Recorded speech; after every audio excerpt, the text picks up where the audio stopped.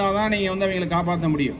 நீங்கள் விழுந்தாலும் நீங்கள் இதை போட்டுக்கிட்டே தப்பிச்சு வெளியில் வந்துடலாம். உங்களுக்கு கண்ணுக்கு எதிராக யாராவது அவதிப்பட்டு இருந்தாலும் ஒரு கயிறு கட்டி விசிட்டிங்கன்னா அவர் பிடிச்சிவாரு. அவரை நம்ம காப்பாற்றுறதுக்கு உதவியாக இருக்கும்.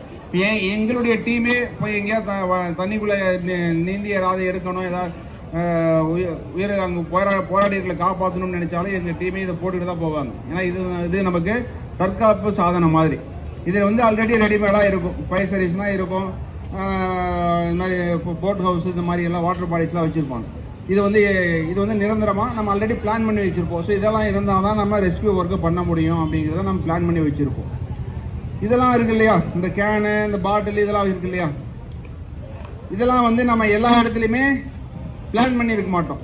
திடீர்னு ஒரு இடத்துல போகிறோம், இது இல்லாத சூழ்நிலையில் இருக்கும் பட்சத்தில் நம்ம வீட்டுக்கு திடீர்னு பயங்கரமாக மழை பெஞ்சிருது, நம்ம வீட்டுக்குள்ளே ஃபுல்லாக தண்ணி வந்துடுது, நம்ம வீட்டுக்குள்ளே எதுவுமே இல்லை, இந்த மாதிரி ஒரு குடம் தான் இருக்குது அப்படின்னா குடத்தினுடைய வாயு பகுதியை நல்லா பிளாஸ்டிக் கவர் போட்டு கட்டிடணும்.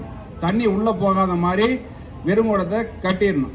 கட்டிட்டு நீங்கள் கவுத்து போட்டீங்கன்னா குடத்தை தண்ணிக்குள்ளே முழுக வச்சோ அல்லது கவுத்து போட்டு நீங்கள் ஒரு ஆள் மேலே ஏறி உட்காந்தாலே முழுகாது, அது மிதந்துக்கிட்டே போகும். ஸோ அதனால் அதை பிடிச்சிக்கிட்டே நம்ம தண்ணி போக வேண்டிய நீரோட்டத்தின் போக்கிலே சென்று நம்ம மேடான பகுதியை நம்ம சென்று நம்ம தற்காத்துக்கலாம். அதுக்காக தான் இந்த மாதிரி சாதனங்களாக வச்சுருவோம். அதே மாதிரி கேன், ஆயில் வாங்கின கேன் ஏதாவது நம்ம வீட்டில் இருக்கலாம், 5 லிட்டர் கேனோ 10 லிட்டர் கேனோ இருக்கலாம். அதுவும் நல்லா நல்லா டைட்டாக மூடணும். நான் சொல்கிறது எல்லாமே வந்து தண்ணி உள்ளே போகாத மாதிரி குடத்தினுடைய வாயு பகுதியோ அல்லது கேனுடைய வாயு பகுதியோ நல்லா ஏர் டைட்டாக மூடிட்டு போட்டு தண்ணிகளை போட்டு நம்ம இறுக்கி பிடிச்சிக்கலாம், அல்லது நம்ம முதுகில் கட்டிக்கிட்டாலும் நம்ம தண்ணியினுடைய போக்கிலே மிதந்து போய் நம்ம காப்பாற்றிக்கலாம். இது சாதாரண வாட்டர் பாட்டில் தான், சரிங்களா. நம்ம கூல்ட்ரிங்க்ஸ் எல்லாம் குடிச்சிட்டு யூஸ் பண்ணி தூக்கி எறிகிறோம் இல்லையா. இது எதுக்காக சொல்கிறேன் அப்படின்னா, தண்ணி வீட்டுக்குள்ளே வரும்பொழுதோ அல்லது நம்ம தண்ணிக்குள்ளே எங்கேயாவது மாட்டிக்கிட்டோம்னாலும் இது ஆட்டோமேட்டிக்காக ஒரு 4 பாட்டில் 5 பாட்டில் தண்ணிக்குள்ளே மிதந்து வரும். ஏன்னா இன்றைக்கி எங்கே பார்த்தாலும் இந்த பாட்டில் தான் மிதந்துட்டு இருக்கு. ஸோ இந்த மாதிரி பாட்டில் மிதந்து வரும்பொழுது நல்லா நல்லா டைட் பண்ணிவிட்டு ஏதாவது கயிறு இருந்தால் கட்டிக்கலாம். இல்லை அப்படின்னா யாராவது வேலையில் ஏதாவது கொடி 2 தலைஞ்சிருந்தா பதவி இருந்தால் கூட அதை பிடிச்சி கட்டிக்கிட்டு நம்மளுடைய இடுப்பு பகுதியில் நெஞ்சு பகுதியில் கட்டிக்கிட்டோம்னா நம்மளுடைய முழுகாமல் மிதக்க வச்சு நம்மளை எங்கேயாவது ஒரு பக்கம் கூட்டிகிட்டு போய் நம்ம கரை செஞ்சிடும், சரிங்களா. அதுக்காக தான் இந்த மாதிரி பாட்டில் இந்த குடமெல்லாம் காட்டுறேன், சரிங்களா. சரி, அதெல்லாம் எதுவுமே இல்லை, ஒரு டியூப்பு தான் இது மாதிரி மிதந்துட்டு இருக்குதுன்னா அதை நீங்கள் பிடிச்சிக்கலாம். அதை நீங்கள் உள்ள முடிஞ்சால் நம்ம மாட்டிக்கலாம். இல்லை அப்படின்னா இப்படி இறுக்கி பிடிச்சிட்டாலும் அது நம்மளையே கொண்டு போய் சேர்த்துரும். நம்ம போகிற பக்கம் நம்மளையே மேடான பகுதியில் கொண்டு போய் சேர்த்துரும். சரி சார், இதெல்லாம் எதுவுமே வரல, என்னுடைய துரதிர்ஷ்டம் எதுவுமே வரலையே, நான் என்ன செய்யறது அப்படின்னா, அது ஏதாவது ஒரு 2 வாழை மரம் கூட எங்கேயாவது 2 வெட்டி போட்டிருப்பாங்க, அது கூட தண்ணியில் மிதந்து வரும். அது கூட நீங்கள் அப்படி சைடில் சேர்த்து பிடிச்சிக்கலாம். முருங்கைக்கட்டை, மூங்கில் மரம், எது தண்ணியில் மிதந்து வந்தாலும் சரி அதை நம்ம பிடிச்சிக்கிட்டு அந்த சூழ்நிலைக்கு தகுந்த மாதிரி அங்கே கிடைக்கக்கூடிய பொருட்களை பயன்படுத்தி நம்ம தற்காத்து கொள்ளலாங்கிறத நான் உங்களுக்கு சொல்கிறதுக்காக தான் இதை சும்மா ஒரு சில பொருட்கள் மட்டும் உதாரணத்துக்கு வச்சுருக்கேன். எந்த பொருள் மிதந்து வந்தாலும் சரி அதை பிடிச்சிக்கலாம். தெர்மாக்கால் கூட இன்றைக்கி பெரிய தெர்மாக்கால்லாம் ஓடுது, தண்ணிக்குள்ளே போகும். இந்த ஃப்ரிட்ஜ் வாங்கினா அதில் சைடில் சொருவிருப்பாங்க, டிவி வாங்கினா சைடில் சொருவிருப்பாங்க. அந்த மாதிரி தெர்மாக்காலில் கூட தண்ணியில் மிதந்துட்டு அது ஒரு நேரத்துக்கு கிடைச்சா கூட போதும், அதை கூட பிடிச்சிக்கிட்டாலும் நம்மளே மிதந்து கொண்டு போய் ஒரு பாதுகாப்பான இடத்துக்கே நம்ம ரீச் ஆகிக்கலாங்கிறத சொல்லிடுறோம். இந்த கயிறுலாம் பார்த்தீங்கன்னா எங்களுடைய மீட்பு பணிக்காக அங்கங்கே நம்ம தூக்கி போகிறது, இந்த லைஃப் பாயெல்லாம் கட்டி தூக்கி வச்சுன்னா ஆளுங்க பிடிச்சிக்கிது, அதுக்காக மேலே ஏறுறது இறங்குறது அந்த மாதிரி பர்பஸ்க்காக தான் வச்சுருக்கோம். இதெல்லாம் பார்த்தீங்கன்னா இப்போ ரம்பம்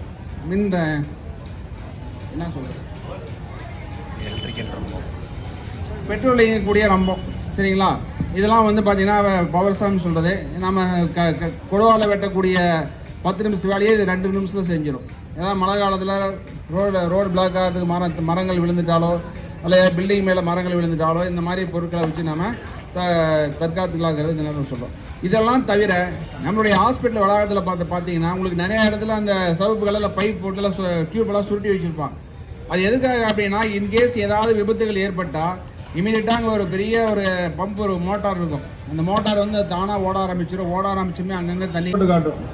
ஃபயர் பண்ணுங்க.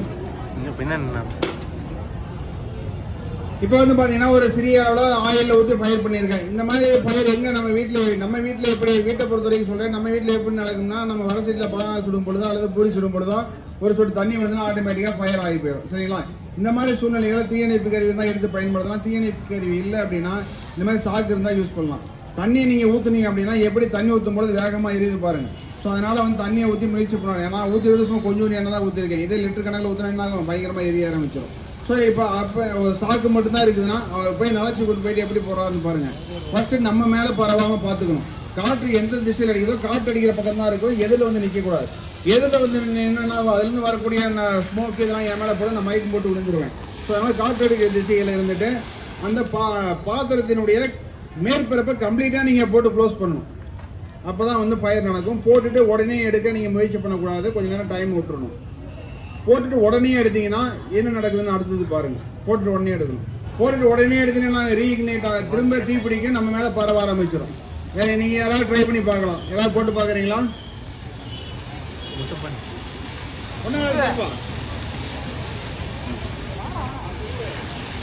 ஃபர்ஸ்ட் சாக நம்மளுடைய மேல பரவாம பார்த்துக்கணும். போடுங்க, மெதுவா போடணும். போட்டீங்கன்னா இது மாதிரி உடனே எடுக்காதீங்க. அந்த மாதிரி போட்டுட்டு உடனே எடுக்கக்கூடாது. எப்படி போட்ட மாதிரி ஒரு கை பிடிச்சிட்டாரு, கிளாம்ப் போட்டு எடுத்துட்டாரு. இந்த ஓஸ் எல்லாம் கிளிப் எல்லாம் ரிமூவ் பண்ணிட்டு சேஃப்டி கிளிப் ரிமூவ் பண்ணிட்டாரு. எப்படி ஆப்ரேட் பண்றாரு பாருங்க. பிக்சர் தூரமா இருந்து ஆப்ரேட் பண்ணும். அவ்வளவுதான். ஃபிளாஷ் லேம்ப் செய்யறதுல அணைஞ்சு போயிடும். அது கரெக்டாக ஹேண்டில் பண்ணணும்னா அந்த ஃபயர் மேலே அடிக்கணும். அடிச்சோடனே ஃபயர் வந்து அணைஞ்சு போயிடும். அவர்கிட்ட கொடுங்க. அங்கே நிற்காதீங்க. திரும்ப பெட்ரோல் மட்டும் ஊற்றி போயிட்டேன். அழுத்துங்க சார். அவ்வளோதான். ஒரு கரெக்டான ப்ரொசீஜராக இருந்துச்சுன்னா ஈஸியாக அணைஞ்சிடும். இப்போ இதனுடைய நோக்கம் என்ன அப்படின்னா, ஒரு பில்டிங் இருக்கு. ஒரு ரூமில் வந்து ஃபயர்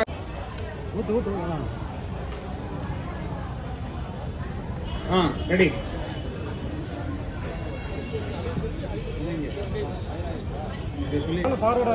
டீம் கையில் பிடிங்க. இன்னும் எண்டில் பிடிங்க. ப்ரெஸ் பண்ணுங்க. Okay, very good.